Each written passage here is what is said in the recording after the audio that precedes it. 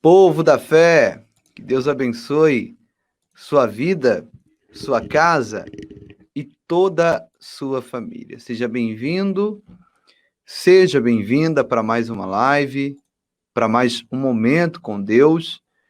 E hoje nós vamos falar de um assunto um tanto quanto pedido aqui nesse canal. Muitas pessoas, pastor, fala sobre as duas testemunhas, né? Já falamos sobre as duas testemunhas em outras lives, e para falar sobre esse assunto, eu trouxe aqui o mestre da escatologia, o meu amigo pastor Josué Gonçalves. A paz do Senhor Jesus, pastor Giovanni, a paz do Senhor Jesus, a toda essa grande família, povo da fé.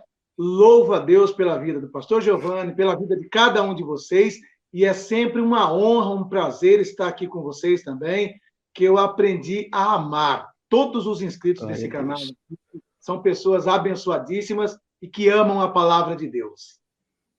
Que bom que você está aqui conosco, né? É sempre um prazer recebê-lo aqui, para a glória de Deus. Bom, vamos iniciar aqui fazendo a leitura do texto, que está lá em Apocalipse, capítulo 11. Você que tem uma Bíblia, acompanhe conosco a leitura. Você que não tem aí, fique atento à leitura para que você compreenda, então, aquilo que está sendo lido aqui, tá bom? Apocalipse, capítulo de número 11, é o último livro da Bíblia, o livro da revelação, né? Diz assim, olha, versículo 1. E foi-me dado uma cana semelhante a uma vara, e chegou o anjo e disse, levanta-te, e mede o templo de Deus e o altar, e os que nele adoram, e deixa o átrio que está fora do templo, e não o meças, porque foi dado às nações, e pisarão a cidade santa por 42 meses.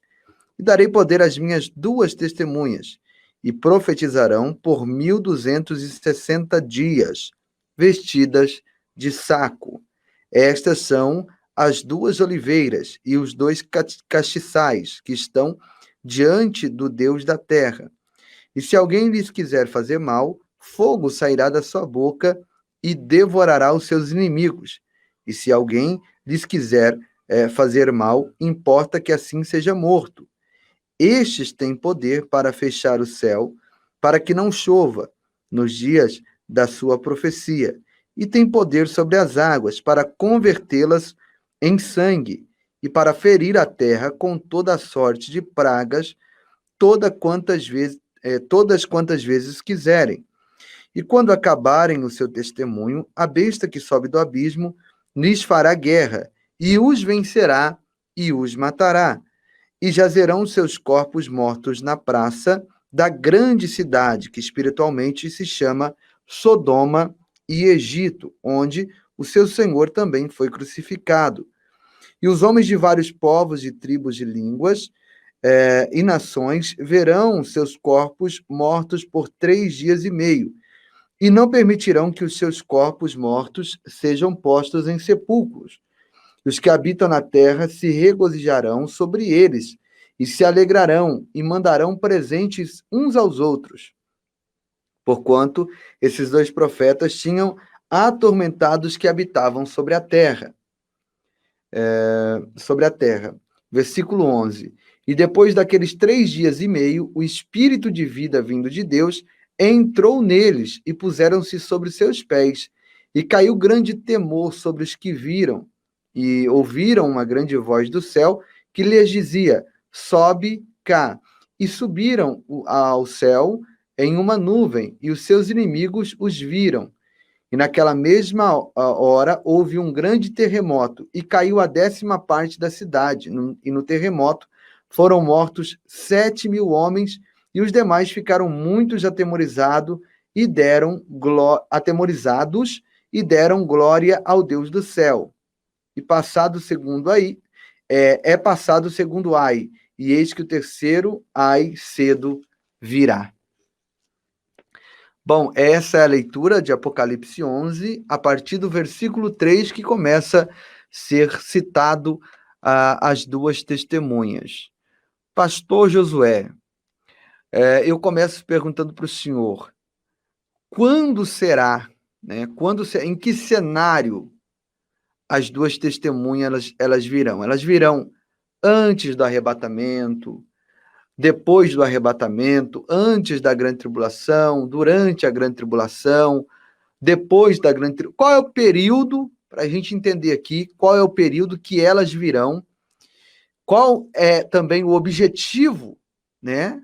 Está bem claro aqui, mas é importante o senhor fazer uma leitura sobre isso, o objetivo que elas terão também, e quem são as duas testemunhas? Bom, conforme já ficou bem claro aqui, né?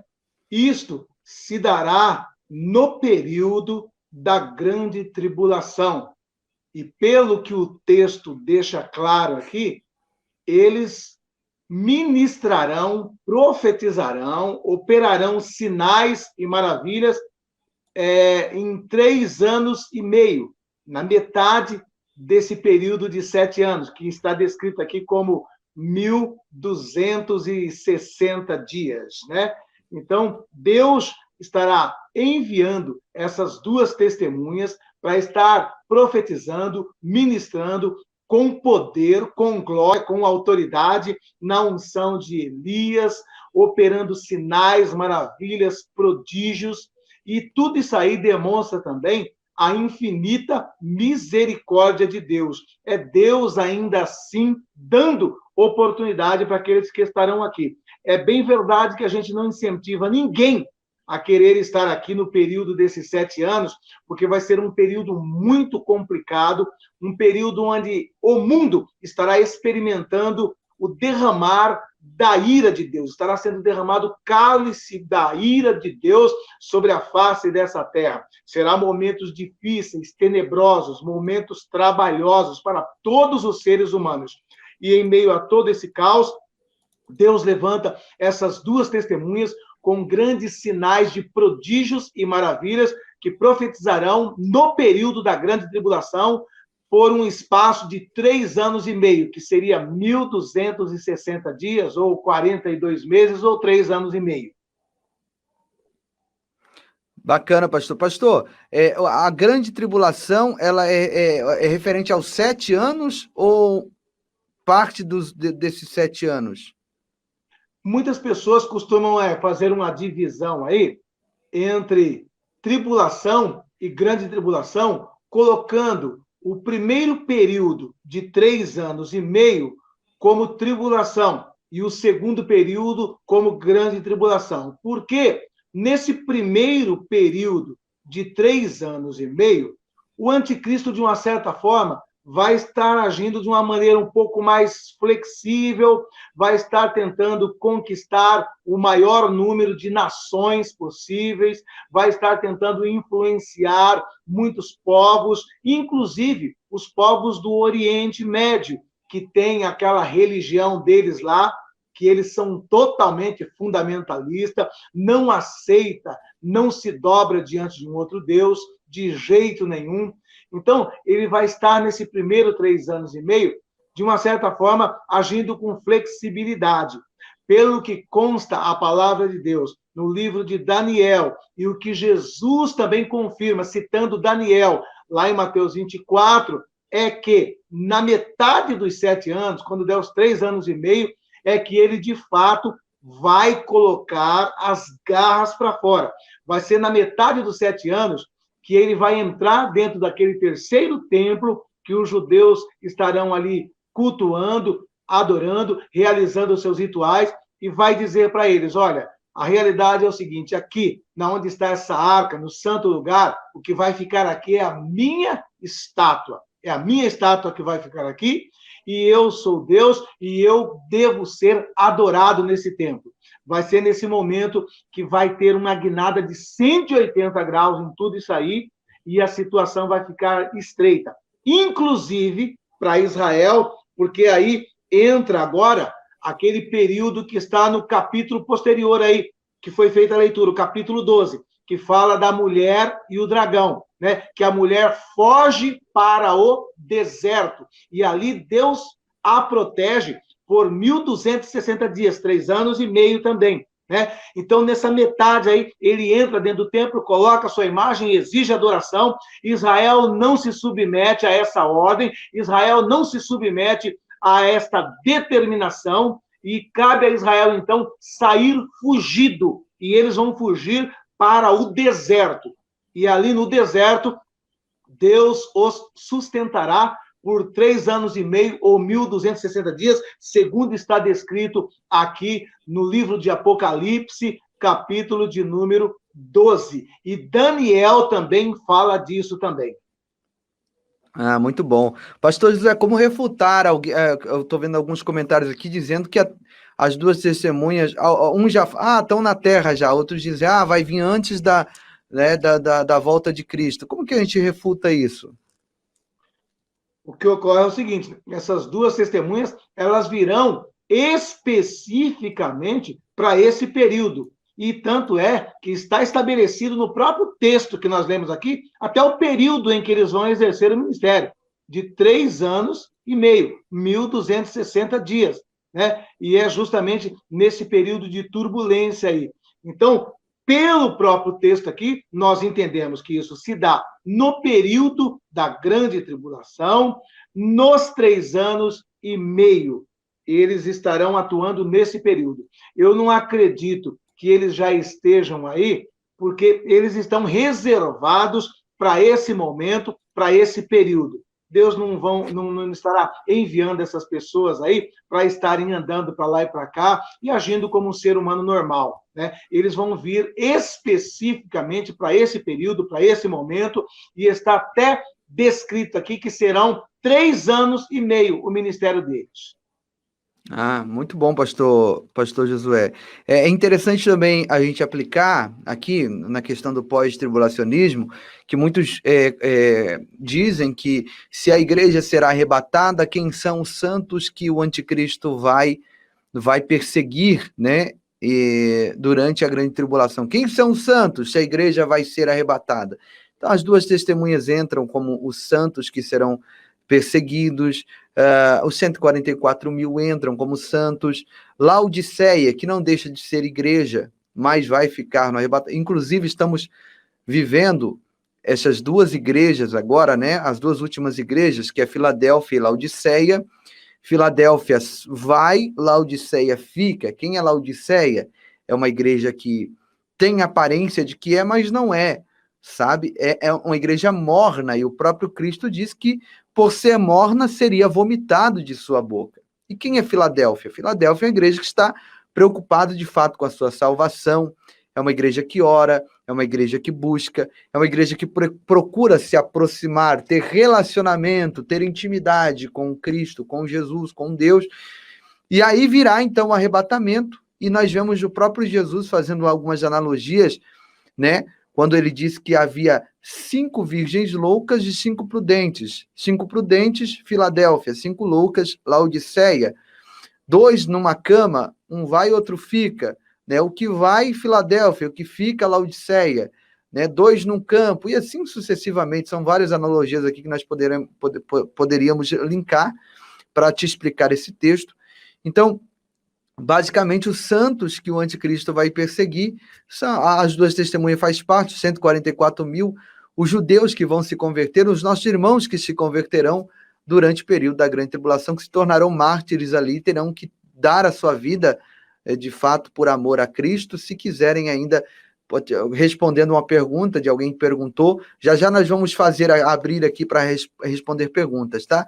Alguém perguntou, pastor, haverá então salvação durante a grande tribulação? Haverá, porém será um tempo muito difícil, e só uma única observação que eu faço aqui, né, para a gente dar continuidade ao assunto, é que a Bíblia diz que serão tempos tão difíceis que os homens morderão a sua língua de tanta dor. É normal, porque quando uma pessoa ela vai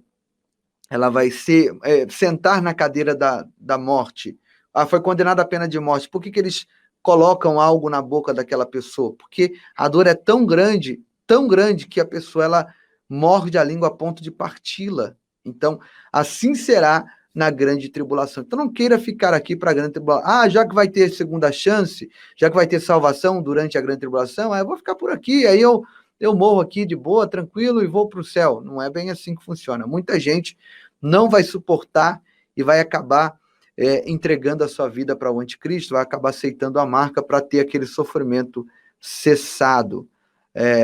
Pastor Josué, e agora então nós vimos aqui o período que as duas testemunhas vão estar por aqui, elas vão agir, né?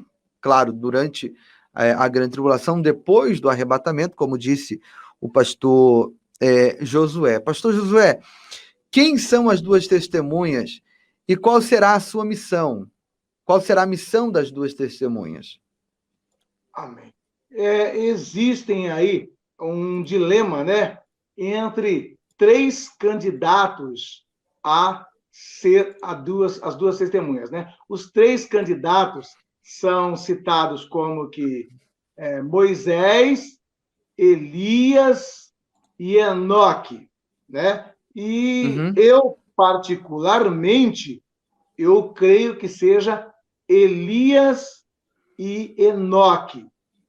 Por que eu creio que seja Elias e Enoque? Eu vou dizer aqui que algumas pessoas que acreditam que seja Moisés é por conta da referência dos milagres que operam, né? Então, eles acreditam que é Moisés e Elias, porque o Elias, no seu ministério, fez descer fogo do céu, tanto para queimar o holocausto no desafio contra os profetas de Baal, quando para matar os 50 soldados, né? 3 levas de 50 soldados que foi enviado para prendê-lo, né? Ele ordenou que descesse fogo do céu, desceu fogo do céu e consumiu os 50 soldados, né?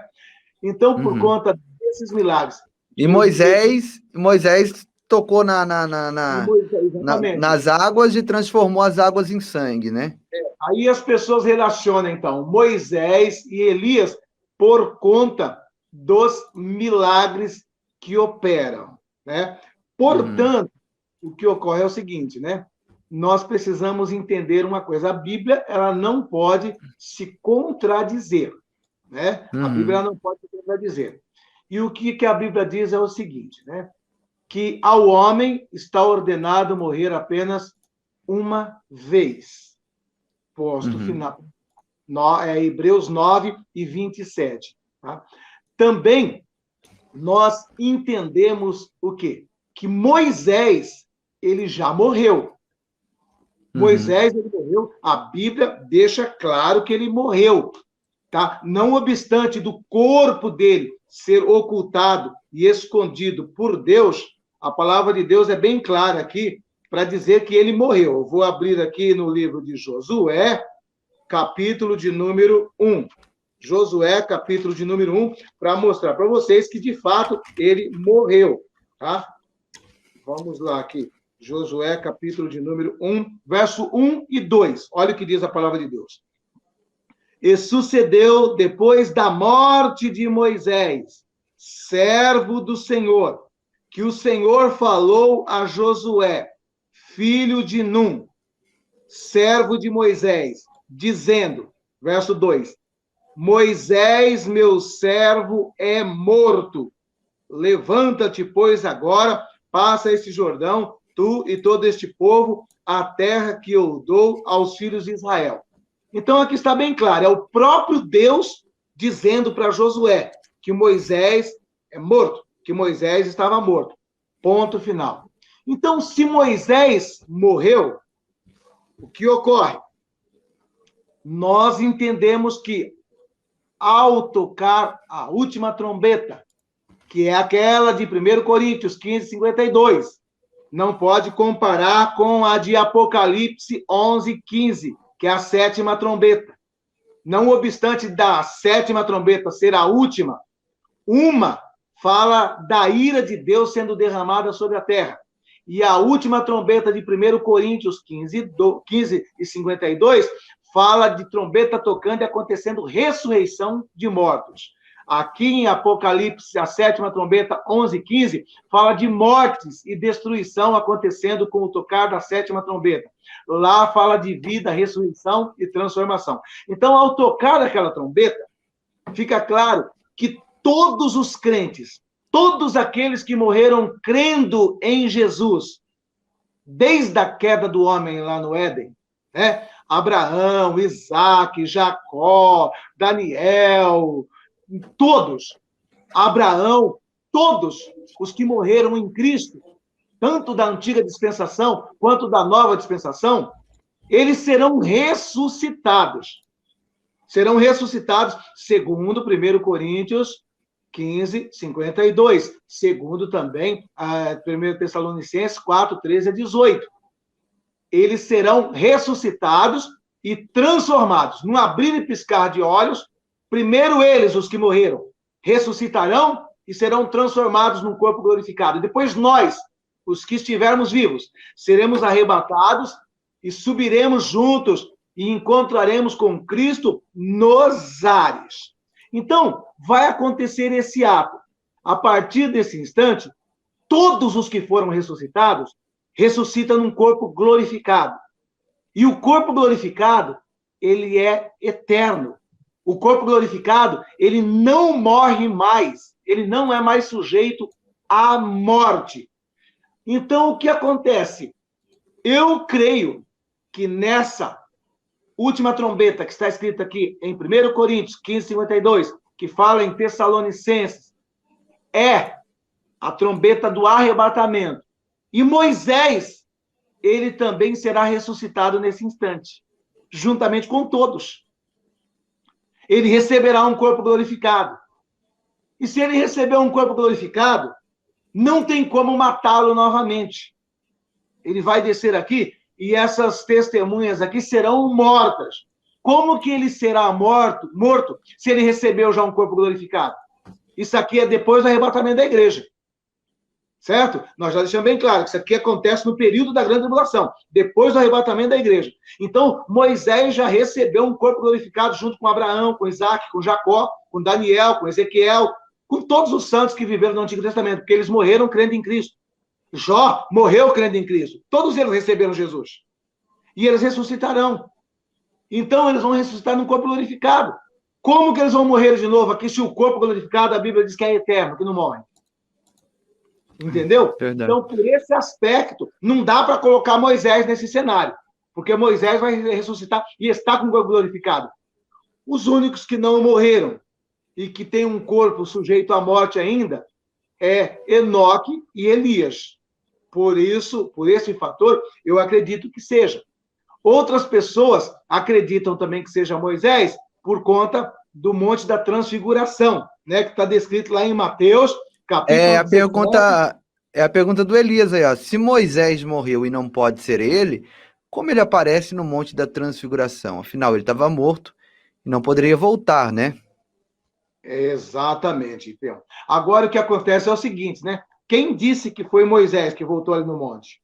A Bíblia está dizendo que foi uma visão. Se eu tenho uma visão, não quer dizer que a pessoa está aqui. Você está entendendo? Visão. Vamos ler lá então, deixa eu pegar aqui, Mateus capítulo 17. Entendeu? Mateus capítulo 17. Eu vou ler o verso de número 8 e 9, tá? 8 e 9. Mateus 17, 8 e 9. É o finalzinho já da passagem. Diz assim: E, erguendo eles os olhos, ninguém viram senão a Jesus. Olha o verso 9. E descendo eles do monte, Jesus lhes ordenou, dizendo: a ninguém conteis a visão. Está escrito aqui. Moisés não estava lá, eles tiveram uma visão. Foi uma visão, é diferente. Está bem claro aqui. A ninguém conteis a visão, até que o Filho do Homem seja ressuscitado dos mortos. Então, ele não estava ali no corpo glorificado já. Porque o corpo glorificado... Deixa eu te explicar por que Moisés... Eu vou explicar para vocês também dentro da Bíblia por que Moisés não estava no corpo glorificado. Sabe por que Moisés não estava no corpo glorificado? Porque a Bíblia diz que Jesus é a primícia dos mortos. Jesus é o primeiro a ser ressuscitado num corpo glorificado. Ninguém poderia ser. Se Moisés já estivesse com o corpo glorificado, a Bíblia estaria mentindo. Quando diz que Jesus é a primícia. Que Jesus seria o primeiro a ressuscitar dos mortos e receber um corpo glorificado. Então, Jesus é a primícia. Ele foi o primeiro a ressuscitar num corpo glorificado. Ninguém antes de Jesus teve isso. Ninguém. Tanto é que Moisés, que Elias e Enoque não estão no corpo glorificado. Eles estão num corpo de carne e osso. Por quê? Porque o primeiro a ser ressuscitado num corpo glorificado, a Bíblia diz que é Jesus, que é a primícia dos mortos na ressurreição. E aqui Jesus está dizendo: a ninguém conteis a visão. E quando eu digo que eu tenho uma visão, não quer dizer que a pessoa estava ali. Eu tive uma visão e eu vi um cavalo branco aqui na sala da minha casa. Eu tive uma visão, eu vi um cavalo branco dentro da igreja. Quer dizer que tinha um cavalo branco ali? Não, eu tive uma visão do cavalo branco. E eles tiveram uma visão. Eles não viram, literalmente, Moisés e Elias. Essa é a realidade. Está aqui na Bíblia. Tá? E qual a importância? Agora é uma curiosidade minha, tá? Porque assim, nós temos, e não é pecado algum você, como está dizendo aqui o nosso irmão aqui, ó, eu vi um comentário do Franklin. Esse assunto é especulativo, não dá para saber. Quando os discípulos pediram para sentar ao lado da mesa, foram repreendidos. Nós estamos especulando nas coisas boas, não tem problema algum. Claro, não tem problema nenhum. Estamos aqui vendo, fazendo a leitura dos fatos aqui que está registrado na palavra de Deus. Pastor, e por que Jesus, ele então, achou que seria importante os discípulos, as outras pessoas saberem dessa, mesmo que seja uma visão, dessa visão que eles viram ali Moisés e Elias? Principalmente João. João estava ali também, né? Junto, naquele momento ali. Então, a visão, ela tem um propósito aí de edificação, apenas, né? De edificação. Esta é a mensagem. Era mais para edificar os discípulos, mesmo porque, para eles se prepararem, estarem estruturados e terem a sua fé acrescida, aumentada, para o momento em que logo mais estaria para acontecer com Jesus. Tá? Inclusive, Jesus permite que eles tenham essa visão aqui para fortalecê-los. E Jesus adverte a eles para que não contasse a visão até que ele, Jesus, fosse ressuscitado dos mortos. Então, eles tiveram aquela visão ali para crer que Jesus iria ser morto, mas iria ressuscitar. Então, Jesus falou: vocês viram isso? Essa visão é para vocês entenderem uma coisa, tá? Não conte para ninguém até que eu ressuscite dos mortos. Então, foi uma sinalização para a edificação da fé desses discípulos, para o que estava por vir ali, como se fosse um conforto, um ato de edificação, eles estarem vendo aquilo ali e receberem posteriormente essa recomendação. É só para vocês, viu? Não é para contar para ninguém.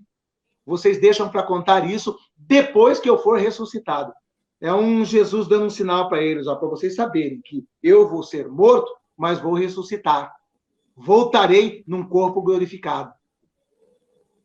Tem uma pessoa perguntando aqui, ela está dizendo mais ou menos assim, e se não for nem Moisés, nem Elias, nós estivermos pensando que é só porque eles não morreram ainda, Enoque e Elias, se não for nem eles, se for qualquer pessoa aleatória que Deus vai escolher durante a grande tribulação, prepará-los para ser as duas testemunhas. Existe essa possibilidade, pastor? E qual embasamento nós estamos usando aqui para dizer que pode ser Enoque e Elias? Somente por eles não terem morrido ainda? O primeiro aspecto é pelo fato deles não terem morrido. E se não morreram e não ressuscitaram no corpo glorificado, até hoje eles estão com o corpo normal. Então, acreditamos que deva ser os dois por esse aspecto, porque após a morte, eles então ressuscitarão num corpo glorificado. Então, o primeiro aspecto é esse aspecto, que os dois ainda não estão num corpo glorificado, estão num corpo normal, que poderão ser mortos aqui, tá? E o segundo aspecto, que Deus vai permitir isso para que também eles passem por todo o processo que todo ser humano teve que passar.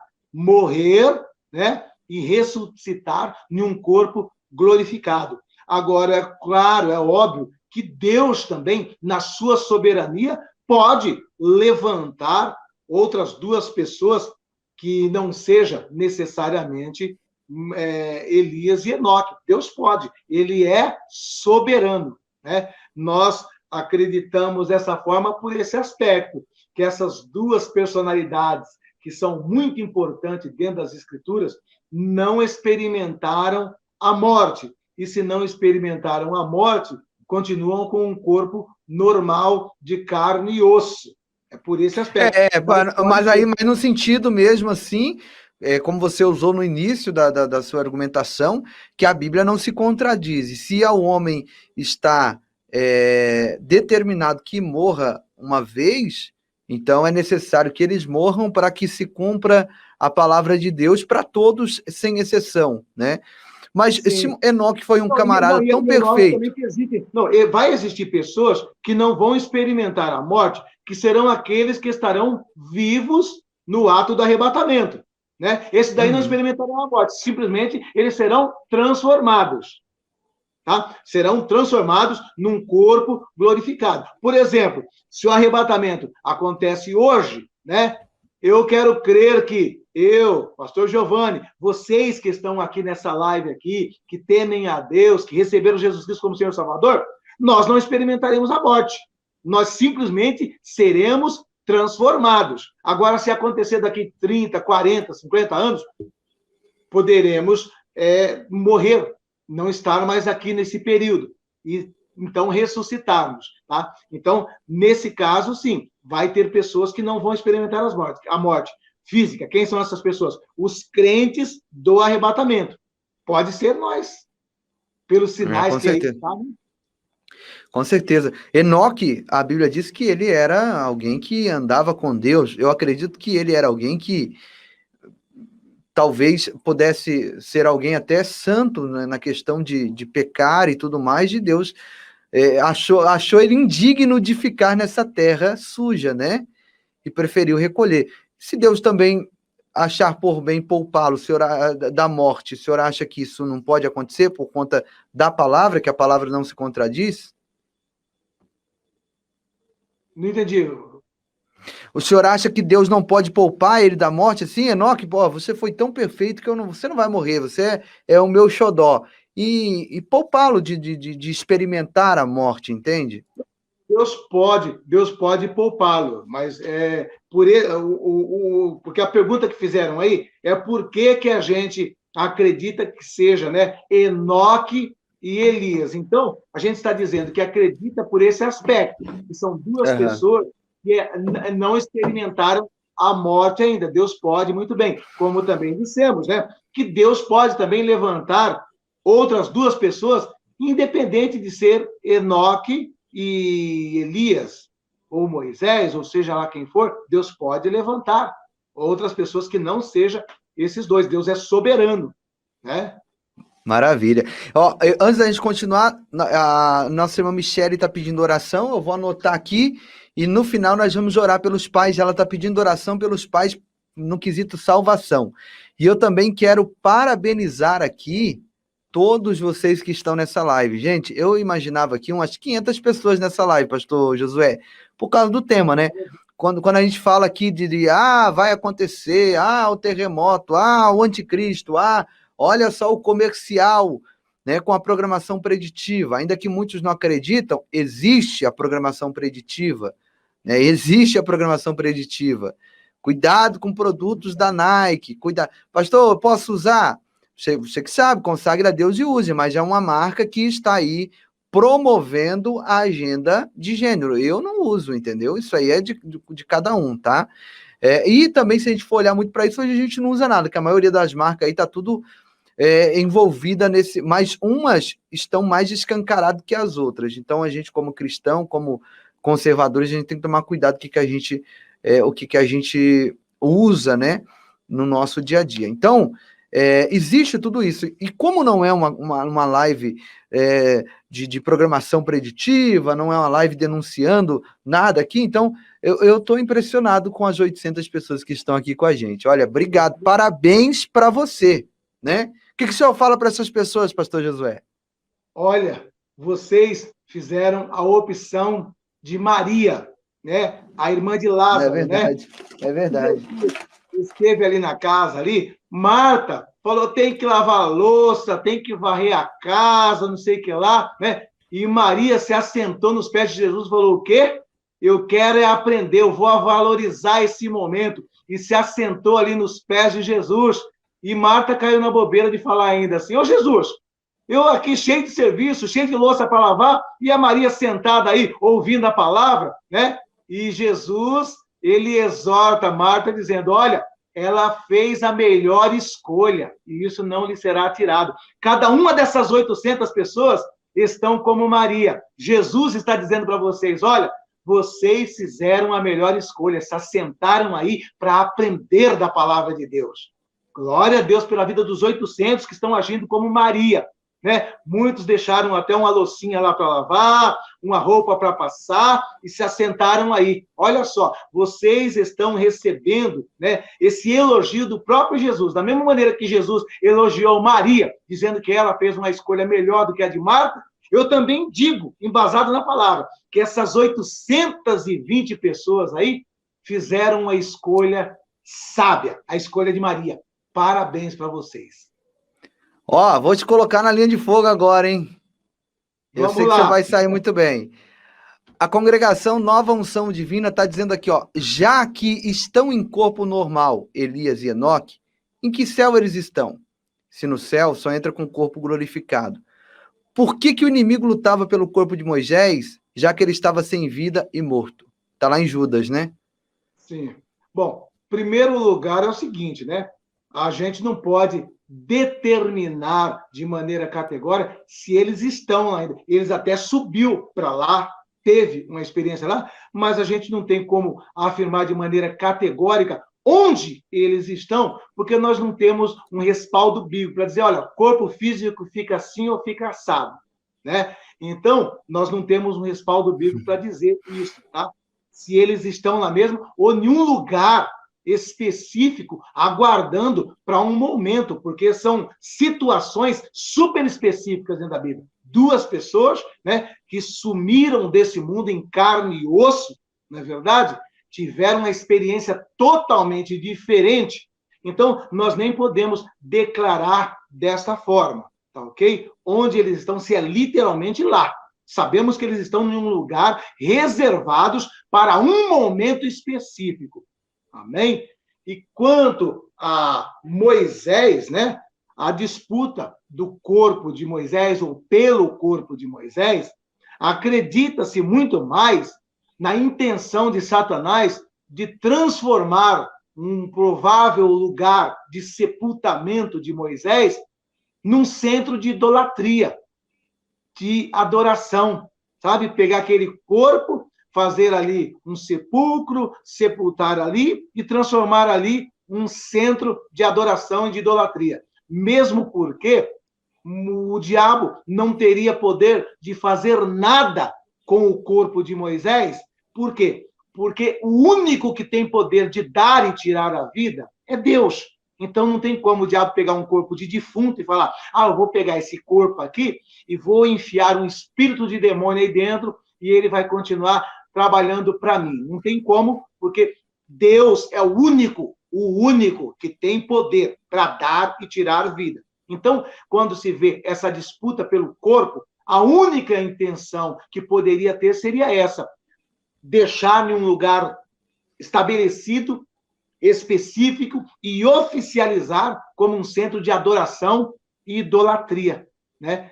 Que eu creio que também seja a mesma coisa que aconteceu com a arca, né? Deus nem permitiu que ela ficasse, ela sumiu com ela justamente também para isso, para evitar que ela se tornasse um ícone de adoração, um ícone de idolatria. Então, eu acredito que assim como que Deus sumiu com a arca, ele sumiu também com o corpo de Moisés, nesse único propósito. Bom, obrigado, Mangleide Arraiz. Olha que nome diferente. Se tornou membro desse canal. Deus abençoe. Todos aqueles que são membros do canal agora estão participando de A cada 15 dias a gente faz um sorteio de uma Bíblia, uma caneca, uma camisa do canal Povo da Fé para os nossos membros, né? Que apoiam esse canal, ajudam a gente a manter o projeto Sopão Solidário, Cestas Básicas e tudo mais. Os irmãos que contribuem também, né, via Pix. O nome dos irmãos estão todos aqui separadinhos para a gente colocar nesse sorteio. Que Deus abençoe as vossas vidas em nome de Jesus. Amém? Glória a Deus. Pastor Josué, e como se dará a morte das duas testemunhas? Na verdade, elas terão poder, né? Terão poder ali, como o senhor já disse, vai sair fogo da boca, vai transformar água em sangue. Se alguém quiser fazer mal a elas, essa pessoa que será morta, né? Até que se cumpra os dias, né? Que foram 1.260 dias, né? Quando se cumpre esses dias, então aí é o anticristo que vai matá-la? Explica pra gente isso aí. Conforme ele foi lido aqui, olha, é o dragão. Só uma observação aqui, tá? Não que eu não saiba, tá, gente? É o que eu faço a pergunta pro meu convidado, tá? Porque hoje é ele que fala aqui, tá bom? Só para os irmãos ficarem cientes aí, tá? Vai lá, meu pastor. Vamos lá, então. Olha aqui, nós vamos ver aqui que o próprio dragão, né? Ele recebe a permissão de Deus, tá? Permissão. Porque durante os 1.260 dias, Deus dá uma proteção especial. Ninguém consegue tocar, ninguém consegue matar. Deus, está escrito no próprio texto que o pastor Giovanni leu, está escrito ali, que Deus os protegerá. Ninguém conseguirá matá-los. Porém, no término dos 1.260 dias, Deus vai permitir. Assim como foi com Jesus, né? Durante os 33 anos de Jesus, Satanás tentou matar Jesus antes da hora. Por exemplo, Satanás tentou matar Jesus quando era recém-nascido.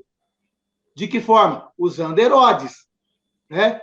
Tentou matar Jesus, Deus mandou Maria e José fugir lá para a África, no Egito, ficou ocultado lá até o período determinado por Deus para voltarem novamente.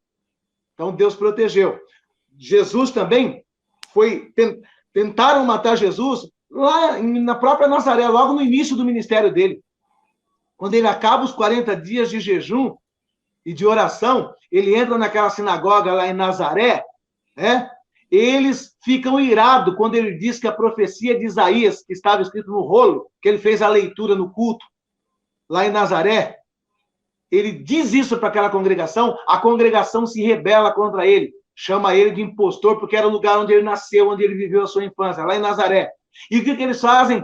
Eles arrancam ele de dentro da sinagoga, levam para um penhasco e tentam matar Jesus, logo no início do seu ministério, lá em Nazaré. Tentaram matar Jesus, jogando ele do penhasco. Ele se esquivou, se safou dos braços e das mãos das pessoas que estavam agarrando ele e saiu dali e deu prosseguimento ao seu ministério. Então, nós vamos ver, pelo menos por 2 vezes, Satanás tentando matar Jesus antes da hora. Mas ele só morreu na hora determinada por Deus, como um cordeiro. E assim será com essa testemunha. Assim como o ministério de Jesus foi 3 anos e meio, essas testemunhas aqui também vai ter um ministério de 3 anos e meio. E Deus está dizendo aqui que elas só vão morrer no final dos 3 anos e meio, igual Jesus, só vai morrer no final dos 3 anos e meio. Tentaram matar Jesus no começo, mas não conseguiram, porque ele tinha que morrer só no final dos 3 anos e meio. E a mesma coisa vai ser aqui. É óbvio. Então, meio que casa, né? Meio que casa o ministério de Jesus com o ministério das duas testemunhas. 3 anos e meio e 3 anos e meio, os dois. O ministério de Jesus foi 3 anos e meio, o ministério deles também vai ser 3 anos e meio. No começo do ministério de Jesus, tentaram matá-lo, na própria Nazaré, não conseguiram, ele se esquivou, saiu. A Bíblia diz que ele se esquivou do braço deles, que eles estavam lançando ele num penhasco para matar. Isso lá em Nazaré. Então, a mesma coisa é com ele aqui, com essas 2 testemunhas. Eles terão uma proteção de Deus, é óbvio. Por quê? Porque eles mesmos, eles vão estar pregando contra o anticristo. Eles vão estar dizendo, não adore ele. Não adore eles. Eles não é Deus. Ele não é Deus. Deus de Abraão, de Isaac, de Jacó, não está com esse cara. Eles vão estar pregando contra. Então, é óbvio que o anticristo desejaria matá-lo, mas não consegue por conta disso. Mas no tempo exato, terminados os 1260 dias, Deus vai permitir. E a Bíblia diz que é o dragão. O dragão é o próprio diabo, né? Ao dragão será permitido que lhes mate. E quando acontecer isso, conforme foi lido aqui no próprio texto, né? O anticristo, ele vai ter isso como um troféu, como uma coroa. Nesse período aqui, vai se estabelecer uma grande festa entre todas as nações, entre todos os povos do mundo. Vão fazer uma festa. Vai ser similar a uma festa de Natal, uma festa de Ano Novo. Vai ter confraternização. Diz aqui que os homens vão trocar presente. Sabe aquele negócio de presente de Natal? Vai ser o que vai acontecer quando o anticristo matá-los. Vai ter comemoração, os homens vão trocar presentes entre eles, vai ser aquele júbilo. E o próprio anticristo, nesse instante, vai dizer: não falei para vocês que eu sou Deus, que sou eu que sou todo-poderoso? Se eles estivessem com Deus, e se Deus existisse, por que aconteceu isso? Então, o anticristo vai se inflar ainda mais nesse momento. E a prova disso é que a Bíblia diz aqui também, nesse próprio texto aqui, que durante 3 dias eles não serão sepultados. O anticristo vai falar: não sepulta, não. Eu quero que deixe ele aí, sendo filmado, para o mundo inteiro ver. E eles vão ficar ali em praça pública, os 2 corpos expostos, sendo espalhados por todo mundo. É imagem de internet, imagem de televisão, tudo bombardeando, né? Ao mesmo tempo que vai estar apontando a derrota de Deus, vai estar apontando a vitória do anticristo. E isso vai durar 3 dias e meio. E quando der o final dos 3 dias e meio, assim como aconteceu com Jesus, eles ressuscitarão, agora num corpo glorificado igual ao de Jesus, e a voz de brado dos céus vai chamá-los para subir. E eles vão subir perante os olhos de todo mundo aos céus. Esta é a realidade que vai acontecer com eles. Bom, então é muito interessante aí essa linkagem, né, entre um ministério de Jesus, e faz todo sentido, né, faz todo sentido, é incontestável, né. Murilo, nós vamos orar pela Renata, já marquei o nome aqui, tá bom? No final, nós vamos estar orando pela Renata. Pastor João, do mesmo jeito que Jesus ficou 3 dias morto, eles também ficam 3 dias, na metade. Igualzinho. A mesma coisa. No final dos 3 dias, lá dando 3 dias e meio, eles são ressuscitados. Até nisso vai ter uma similaridade com a ressurreição de Jesus. Olha, seja bem-vindo, Murilo, seja bem-vindo, bem-vinda, irmã Jacira Lima, irmã Mara também, que se tornou membro do canal aqui. Que Deus abençoe poderosamente as suas vidas. Pastor Josué, e como se dará, o que acontece no terremoto? A 10ª parte da cidade destruída, houve conversão por conta desse acontecimento, porque nós vemos o povo glorificando a Deus, na sua visão. Sim, com certeza. Eles vão estar pregando e vão, sim, ganhar muitas vidas para Jesus. E, aliás, né, diferente do que muitas pessoas pensam, vai ter muita gente salva nesse período, sim. É a duras penas. A maior parte pagando com a sua própria vida. E está escrito, né, na palavra de Deus, que eles chegarão lá como mártires. Nós chegaremos como igreja. Eles chegarão como mártires. Nós receberemos uma pedrinha branca com o novo nome escrito nelas. Eles receberão uma palma branca, os mártires. E ainda está bem claro lá que o ancião pergunta para João: você sabe quem são esses que estão aí chegando? Vocês sabem quem é esses que estão vestidos de branco, com palmas brancas nas mãos? E João diz assim: não, eu não sei. Quem são? E o ancião responde para João: estes são os que vieram da grande tribulação, que não receberam a marca, que não se dobraram diante da besta.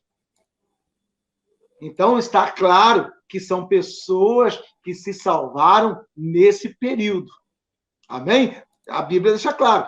O ancião pergunta para João, e João diz, eu não sei, e o ancião explica para João. Esses são os que vieram de grande tribulação. E eles falam, vinga a nossa morte. Aí o próprio Jesus fala, calma, tem mais gente para morrer ainda, não é? Tem mais gente ainda para morrer lá. Porque quando tomba morto aqui na terra, tombou morto aqui na terra, instantaneamente já está diante do trono de Deus. E diante do trono de Deus, eles estão conscientes ali do que aconteceu com eles, né? E estão clamando por uma justiça, por um juízo contra tudo aquilo, né? E como o pastor Giovanni deixou bem claro, é dito para eles que ainda tinha um número ainda a ser completado de mais santos que deveriam chegar, né? E dessa forma fica claro, porque mais claro do que isso é impossível, né? Quem são esses? Esses são os que vieram da grande tribulação. Né? Quem são? Esses são os mártires que estão ali clamando. Muito bom. Muito bom, pastor Josué. Pastor Josué, e depois que aqui, ó, no versículo, nós vimos aqui, acontece o terremoto, eles sobem, eu digo assim, na questão do acontecimento ali, as pessoas estavam festejando a morte deles, e de repente eles viram eles se levantando e ficando de pé, né? E eles ouviram a voz do céu dizendo, sobe aqui, né? Sim. E aí acontece um grande terremoto, e a 10ª parte da cidade é destruída. E nesse evento, as pessoas ficaram atemorizadas e também glorificaram a Deus. Glorificaram a Deus. O senhor acredita que nesse evento, por elas terem glorificado a Deus, elas se converteram a Cristo ali, porque elas viram que aquelas testemunhas estavam pregando Cristo. Aquelas testemunhas pregavam Jesus, entende? Então, por elas pregarem Jesus, o senhor entendeu a minha linha de pensamento. Por elas pregarem Jesus, por elas serem mortas, ressuscitarem, ser levadas, aconteceu o terremoto, como aconteceu o terremoto também na morte de Cristo. Aconteceu o terremoto, eles viram a similaridade, e, pô, está igual, eles ficaram 3 dias mortos, igual Jesus, né? Dos nossos antepassados, eles falam, né? Depois eles ressuscitaram, teve terremoto igual teve naquele tempo. Esses camaradas pregaram Jesus. Jesus é vivo, Jesus existe, de fato ele era um Messias. Você acredita que nesse momento, mesmo na sua morte, como Jesus salvou aquele ladrão na cruz, né? Você acredita que naquele momento pessoas podem ter se convertido a Jesus ali? Sim, pastor Giovanni, com certeza, mesmo porque, né, nós vamos perceber o quê? Que é um ato de Deus, mais uma vez, desmascarando mundialmente o anticristo, porque até então, durante 3 dias, ele estava comemorando e dizendo, eu sou o cara, tá vendo? Cadê Deus? Cadê Deus? Resta alguma dúvida agora que eu sou Deus? Resta alguma dúvida agora que eu sou maior do que esses caras? Não resta mais dúvida nenhuma. Então, quando o povo estava assim, já quase que caindo nesse engodo, Deus, por sua infinita misericórdia, retira essa máscara para que o povo não caísse no engano. E Deus promove esse grande terremoto, gera um impacto, a voz que brada, chamando eles para subir para os céus. Ou seja, e morreu Deus, muita gente, mais uma vez, mostrando para toda a humanidade, eu que sou Deus, esse cara aí não é nada. Esse cara aí não tem controle e nem domínio de nada. Né? Ele age com muita falácia, com muita falha, muito gogó. Porque a Bíblia diz que ele vai ser bom, né, na oratória, na retórica. Porque ele vai viver só disso. Entendeu? E outra coisa, né? Ele não vai ter todo esse domínio que as pessoas imaginam. Ele não vai conseguir convencer todas as nações. A primeira prova disso, nós vamos ver o quê? Sai o primeiro selo, cavalo branco, não é isso? Logo após, o segundo selo é o quê? É um cavalo vermelho, que fala o quê? De guerra, né? Se ele tivesse tanto domínio, não teria mais guerra. Se ele tivesse dominado todas as nações, não teria mais guerra. Como é que está tendo guerra? Logo após ele se apresentar, eu sou o cara, eu vim Mas não é trazer porque paz. mas não é porque já está tudo profetizado? Tipo, tem que vir o cavalo vermelho. Está profetizado, tá Exatamente, registrado. exatamente. Ou seja, se está tendo guerra, é entre nações, é entre povos, certo? Uhum. E tem contra ele mesmo. Por quê? Quando você vai lá em Daniel, no capítulo 11, versículo 40, no versículo 40, diz que o rei do sul e o rei do norte vai se levantar contra o anticristo. Não vão se submeter ao poderio do anticristo. O rei do norte e o rei do sul. Daniel 11 e 40. Também, em Daniel 11 e 41, também diz que Israel vai fugir para o deserto, não vai se submeter ao domínio, não vai aceitar a marca, porque a marca vai ser implantada de maneira forçada mesmo nessa virada aí dos 3 anos e meio. Né? Então, nessa virada, Israel vai falar, eu não aceito. O rei do sul vai falar, eu também não aceito. O rei do norte vai falar, eu também não aceito. Os de Edom vão falar, eu também não aceito. Os amonitas vão falar, eu também não aceito. Os moabitas vão falar, eu também não aceito. Então, só em Daniel 11, 40 e 41, nós vamos ver aí, rei do sul, rei do norte, Israel, Edonita, Moabita e Amonita. 6 que não se submete ao anticristo. 6 que se opõem ao anticristo, que se levanta contra o anticristo. São 6 aqui. E sabe onde estão essas nações? Tudo lá pertinho. É Egito, Jordânia, os árabes, os povos que estão ali na Transjordânia, tudo dali. São pessoas dali de perto que não vão se submeter, que não vão aceitar, que vai se opor, que vai se levantar. Se lá, no epicentro, já vai ter tudo isso de nação que vai estar confrontando e ele não vai ter o domínio, e nas outras partes do mundo? Países que estão mais distantes, como que será? Então, ele não terá todo esse domínio. Ele agirá com muito gogó, com muito papo. Ele vai ser um gênio da oratória, né? Ele vai Na ter oratória. várias genialidades, né? O gênio na oratória, por exemplo, o próprio capítulo 13 dá algumas características do anticristo, né? Ele vai ser um gênio da oratória, porque quem fala bem tem um poder de convencimento. Você pode ver que os piores, né? Não, na verdade, os piores estelionatários são pessoas que falam bem. O cara, ele mostra um carro que está parado ali na rua, nem é dele, não tem nem a chave, e ele convence a pessoa a comprar aquele carro, falando que aquele carro é dele, e a pessoa compra, dá o dinheiro e cai no golpe, porque o cara fala bem, ele tem poder de convencimento. Né? E o anticristo será um gênio na oratória. Pastor Josué, só voltando um pouquinho aqui, tem uma pergunta aqui de um irmão que está perguntando insistentemente. Ele está dizendo que Moisés não deve ser voltando lá atrás, ó. Ele está dizendo que Moisés não pode ser completamente eliminado, já que ele está dizendo, já que o senhor defende aí Hebreus 9, 27, Moisés não deve ser completamente eliminado, porque Lázaro morreu 2 vezes, a filha de Jairo também, né? Morreu 2 vezes, o filho da viúva de Naim também morreu 2 vezes. Como que o senhor refuta? Como o senhor responde isso? Tá, então, eu respondo isso com outra pergunta para ele.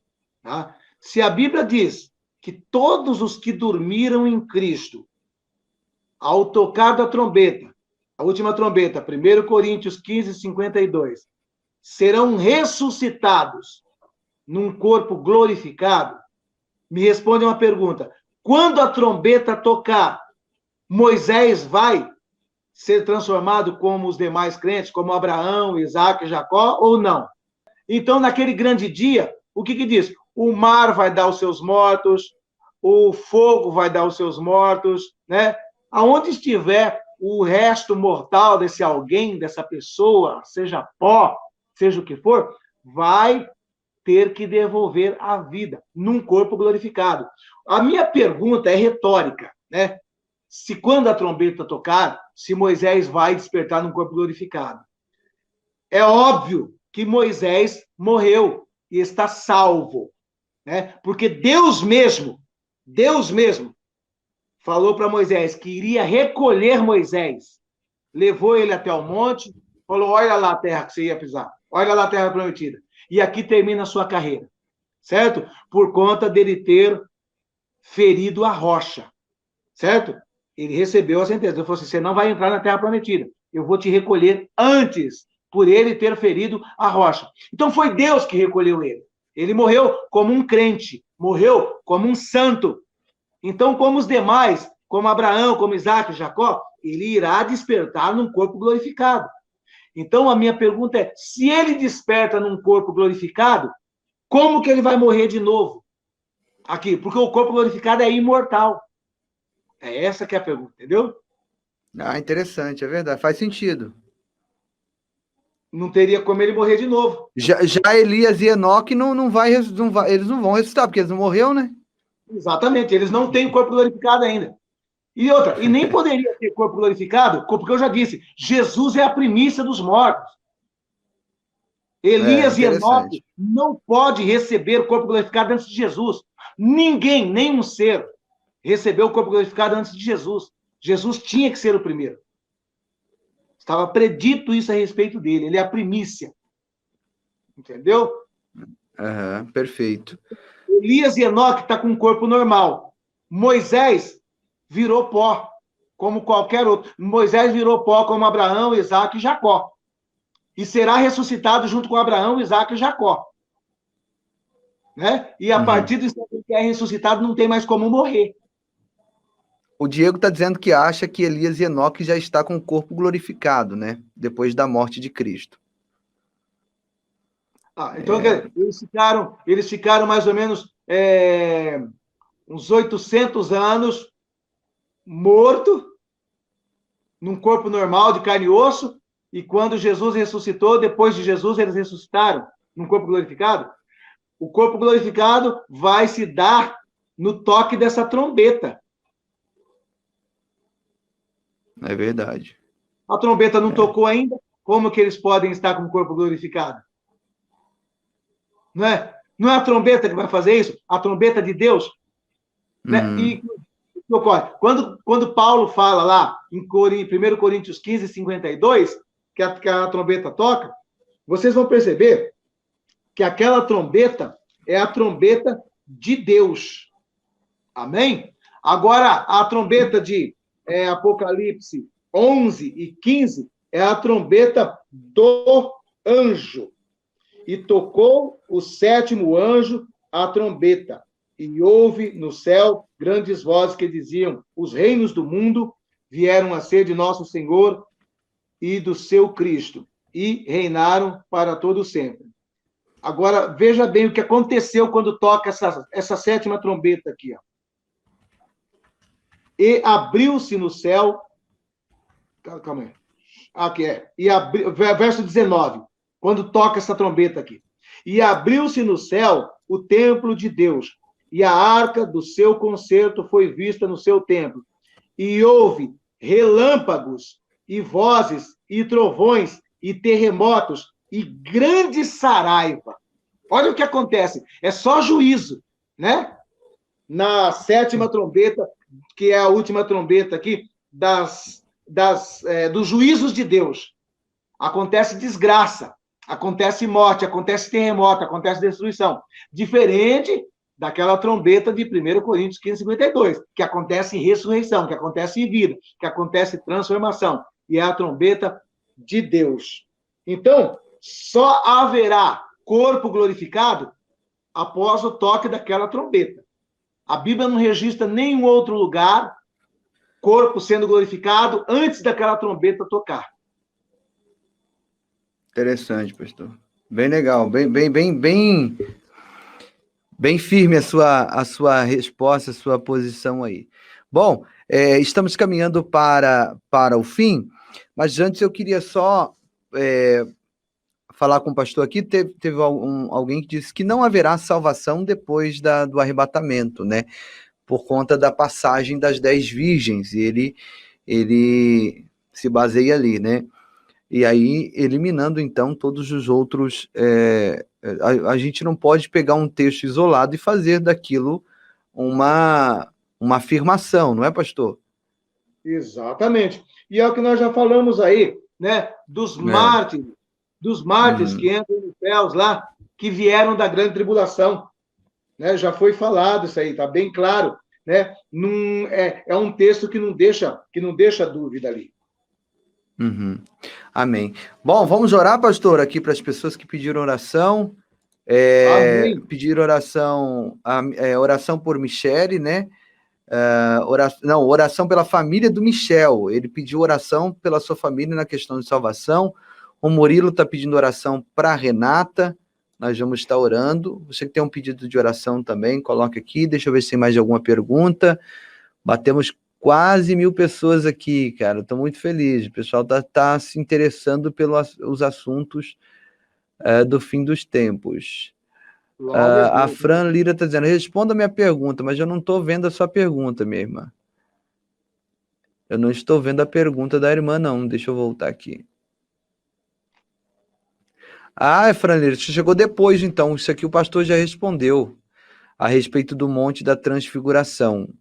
Ali foi uma visão, o pastor já respondeu, depois você volta um pouquinho. Lá no começo da live foi respondida essa pergunta. O evangelho já foi pregado a toda criatura? Está perguntando o Igor Moreno. Então, o que ocorre é o seguinte, né? Essa questão aí do evangelho ser pregado a toda criatura é uma questão que você tem que avaliar da seguinte forma, né? Se só acontece isso depois que o evangelho for pregado a toda criatura, por que iria se pregar o evangelho nos 7 anos? Prega-se o evangelho lá nos 7 anos. Né? Prega-se o evangelho. E uma coisa é certa, né? Nos dias em que nós estamos vivendo, né? Numa questão aí de um dia para o outro, Deus pode permitir isso, né? Através de tantas mídias que tem aí, internet, televisão e tudo mais, né? Então, a gente tem que entender esse aspecto, né? Que o evangelho ele estará sendo pregado até mesmo nesses 7 anos. Por que se prega o evangelho nos 7 anos? É verdade. Amém. Bom, vamos orar então para os nossos irmãos que pediram oração. Tem uma irmã pedindo oração aqui pelo casamento. Vamos orar, minha irmã Erenice, oração pelo casamento de Erenice e Luiz Carlos. Vamos orar em nome de Jesus. Eu gostaria que você que gostaria agora de entregar a sua vida para Jesus, escreva nos comentários, eu quero aceitar Jesus, eu quero voltar para Jesus. Se de repente você estava afastado ou quer aceitá-lo, escreva eu quero, nós já vamos saber que você quer, vamos acrescentar você aqui nas nossas orações. Glória a Deus. Pastor, vamos orar então, nesse exato momento, em nome de Jesus. Para também responder com base na Bíblia, que eu citei, mas não li, a respeito que as pessoas ficam batendo no martelo aí, não acreditando que vai acontecer salvação nos 7 anos da grande tribulação, né? Então, Apocalipse, capítulo 7, versículo 9. Preste bem atenção. A partir do versículo 9, eu vou ler aqui o que está escrito aqui. Ó. Depois destas coisas, olhei, e eis aqui uma multidão, não é pouca, hein? Uma multidão, a qual ninguém podia contar. Muita gente, de todas as nações, e tribos, e povos, e línguas, que estavam diante do trono e perante o Cordeiro, trajando vestes brancas, com palmas nas suas mãos. Diferente da igreja. A igreja não vai receber palma. A igreja vai receber uma pedrinha branca com um novo nome. Agora, os mártires aqui, eles recebem palmas nas suas mãos. Verso 10. E clamavam com grande voz, dizendo, salvação ao nosso Deus, que está assentado no trono e ao Cordeiro. E todos os anjos que estavam ao redor do trono, e dos anciãos, e dos 4 animais, e prostraram-se diante do trono, sobre o seu rosto, e adoraram a Deus, dizendo, amém, louvor e glória e sabedoria, e ações de graças e honra e poder e força ao nosso Deus para todo sempre. Amém. Olha aquilo que eu falei lá, verso 13. E um dos anciãos me falou, dizendo: estes que estão vestidos de vestes brancas, quem são e de onde vieram? Preste bem atenção, não é igreja aqui, tá? Quem são e de onde vieram? João responde, e eu disse-lhe: Senhor, tu sabes. João está dizendo: eu não sei, o Senhor sabe. E ele disse-me: estes são os que vieram de grande tribulação, lavaram as suas vestes e as branquearam no sangue do Cordeiro. Por isso estão diante do trono de Deus e o servem de dia e de noite no seu templo. E aquele que está assentado sobre o trono cobrirá com a sua sombra. Amém? Amém. Não está claro, pastor Giovanni? Claríssimo. Distingue bem isso claro aqui. Que isso. Distingue bem isso aqui da igreja. E está falando que é muita gente. Muita gente. Não é pouquinho, não. É muita gente. Vamos orar, pastor Josué? Eu vou orar aqui. Amém. E os irmãos fechem os seus olhos agora. Vamos clamar a Deus. Pai, nós te agradecemos por esse momento, por essa live tão abençoada. 9 pessoas está contando ali, a irmã Chile Silva, que se entregaram hoje para o Senhor, que ouviram essa palavra e que creem que o Senhor logo virá buscar a tua noiva. Bendito seja Deus. Nós oramos agora para que o Senhor fortaleça cada pessoa, fortaleça cada irmão, cada irmã, que eles estejam firmados na rocha, Pai, que eles produzam frutos dignos de arrependimento. Glorifica o teu nome na vida de cada uma, Pai. Deus, também oro pela nossa irmã Renata. O Murilo pediu oração. Não sei qual o problema da Renata, mas o Senhor sabe, o Senhor conhece. Vai de encontro, meu Pai, à necessidade. Vai de encontro, meu Deus, ao problema, à aflição. E traga, Senhor, vitórias. E traga milagres, Senhor. Que a irmã Renata possa levantar a cabeça e entender que só o Senhor é Deus na vida dela. Oramos pela família do Michel, que ele pede oração por salvação, Pai, que essa família seja alcançada pelo dom da salvação. Glorifica o teu nome, Pai. Oro também pela família da irmã Chile, oro pela vida de todos os irmãos. Que todos os irmãos sejam agora abençoados, sejam guardados, sejam visitados pela tua potente e poderosa mão, ó Pai. Em nome do Senhor Jesus, cada irmão que está voltando para Jesus agora, que está retornando para a tua casa, dê-lhes força para prosseguir. Que a tua mão esteja sempre estendida para abençoá-los em nome de Jesus.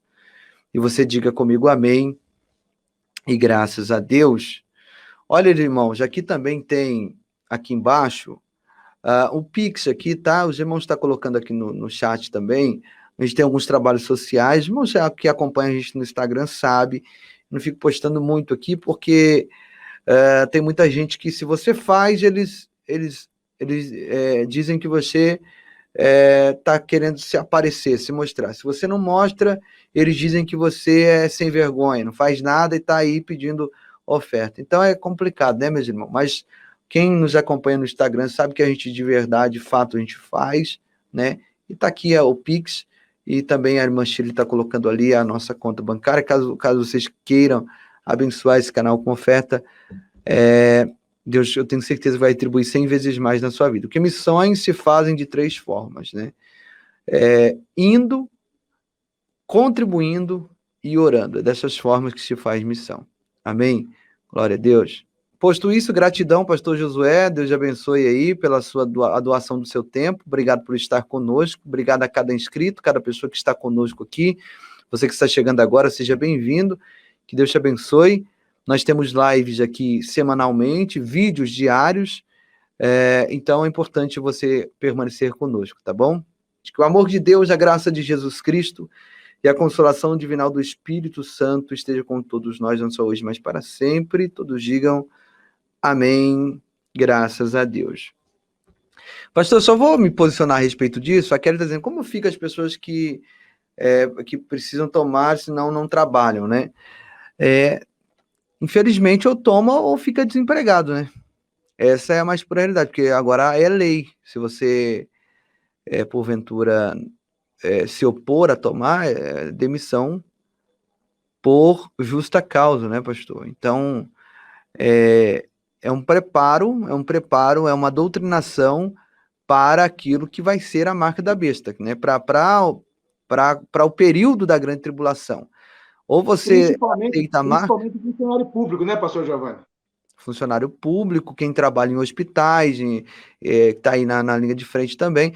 Então, por exemplo, se você não tomar agora, você vai chegar também nas crianças, né? Se as crianças não tomar, não vão para a escola. Então, uma hora ou outra a gente vai ser encurralado, né? Então, quem trabalha de CLT vai ter um grande problema. Como ele vai sustentar a família? Então, ele vai ter que tomar. Vai colocar na mão de Deus e vai tomar, entendeu? Tá? Eu não estou aqui dizendo para você não tomar e nem estou dizendo que a vacina é a marca da besta, longe de mim. Em todos os meus vídeos, eu deixo bem claro, a vacina, a picada não é a marca da besta. Eu sempre falo isso aqui, entende? Porém, Pastor Giovanni, é uma preparação. Desculpa. Oi. Pastor Giovanni, uma coisa que é muito importante salientar para as pessoas é que a marca da besta, ela não vai ser colocada nas pessoas enrustida, no engano. As pessoas vão receber conscientes, sabendo quem que é. Ela começa na adoração. Ela começa na adoração. Vamos supor, o mundo espiritual, ele é linkado, os contratos, as alianças do mundo espiritual, ela tem que ter as coisas claras. Por exemplo, né, quando a gente fala para uma pessoa, você precisa receber, confessar Jesus Cristo como seu Senhor e seu Salvador. Você aceita? Você recebe Jesus Cristo como seu Senhor e seu Salvador? Aí essa pessoa declara com a boca, eu confesso Jesus Cristo como meu Senhor e meu Salvador, creio que ele morreu na cruz do Calvário e com seu sangue apagou os meus pecados. Só vale dessa forma. Eu não posso chegar em você e falar assim, ô Giovanni, vamos começar a enganar as pessoas. A gente vai fazer um monte de pessoas se converter para Jesus, mas colocando uma outra pessoa por trás. A gente coloca o nome do João, o nome do Paulo, o nome do Pedro, e aí as pessoas acabam aceitando, e depois a gente fala que é Jesus. Não funciona assim o mundo espiritual. Então, a mesma coisa é a marca da besta. Na realidade, as pessoas vão aceitar convictas, sabendo o que estão fazendo, entendendo que é o anticristo, que é o que está ali se opondo a Deus. Isso aí vai ser de maneira clara. E, pelo contrário, né? E as vantagens que ele vai oferecer são tão chamativas que muitas pessoas vão implorar para receber logo essa marca, porque vai trazer muitas vantagens, entre aspas, para as pessoas. Né? Vai trazer muitas vantagens. Então, é mais fácil as pessoas estarem correndo atrás para receber do que fugir. Assim como está acontecendo agora. Você percebe que nós estamos vivendo, parece que, na verdade, estamos vivendo o apocalipse. Por isso que outras pessoas aqui, às vezes, não têm tanto conhecimento da palavra, estão até dizendo que isso é a marca da besta e tudo mais. Porque está muito parecido. As pessoas estão correndo atrás por causa dos benefícios. Eu vou trabalhar, eu vou estudar, eu vou viajar, eu vou fazer isso. Então, tem que ter isso aqui. Como já tem a da febre amarela, tudo mais. A gente tem que ver o tempo que levou para esses medicamentos ficarem prontos, né? E esse agora, quanto tempo levou? Se nem os próprios fabricantes estão confiando, então é complicado, né? Mas se você trabalha, vá fazer o quê? Você tem que tomar, ore a Deus, peça a Deus proteção, Senhor, pela minha família. Se fosse a marca da besta, nós estivéssemos agora na grande tribulação, eu diria para você, não toma isso, tá? Mas como o pastor disse, a marca vai ser consciente. E a marca, ela começa na adoração. Primeiro a adoração, a imagem da besta. Depois que vem a marca. Então, a marca, ela começa dentro da pessoa, não é no exterior ali. O exterior é só um sinal daquilo que ela já aceitou antes, entende? Então, é isso aí. Tá bom? Vamos terminar, senão nós vamos entrar em outro assunto aqui, vamos ficar até meia-noite aqui. Amém. Um beijo no coração de todos vocês e até a próxima oportunidade, em nome de Jesus.